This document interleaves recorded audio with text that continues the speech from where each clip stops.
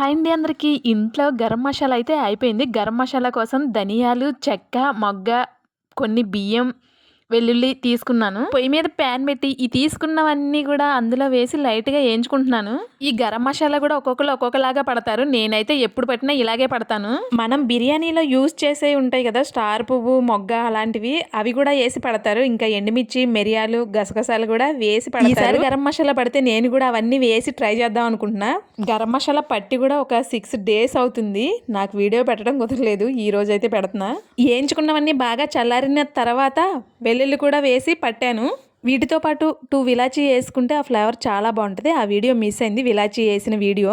ఏదేమైనా సరే ఈ ఇంట్లో పట్టిన గరం మసాలా టేస్టే వేరు. ఆ ఫ్లేవర్ కూడా చాలా బాగుంటుంది. గరం మసాలా అయితే పట్టడం అయిపోయింది. డబ్బాలో కూడా పోసేసాను. ఈ ఫ్లేవర్కి ఏదో ఒక ఫ్రై చేసుకొని తినాలి అని అనిపిస్తుంది. ఏదో ఒకటి ఏంటండి, చికెనే చేసుకోవాలనిపిస్తుంది. ఆల్రెడీ చికెన్ చేస్తున్నాను, చూపిస్తారండి మీకు కూడా.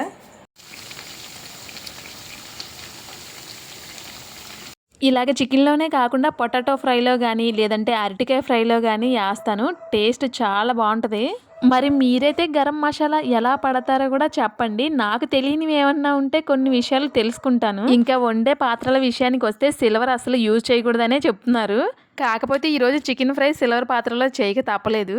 అదే కర్రీ అయితే మట్టి పాత్రలు ఉంటాయి కదా, మట్టి పాత్రలోనే ఎక్కువ చేస్తా.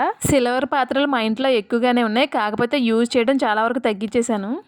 చికెన్ ఫ్రైలో ఓన్లీ మసాలా వేసేది మాత్రమే చూపించాను నేను. చికెన్ రెసిపీ కావాలి అంటే కామెంట్ పెట్టండి, అది కూడా వీడియో పెడతాను నేను. వీడియో నచ్చితే లైక్, సబ్స్క్రైబ్. Bye bye.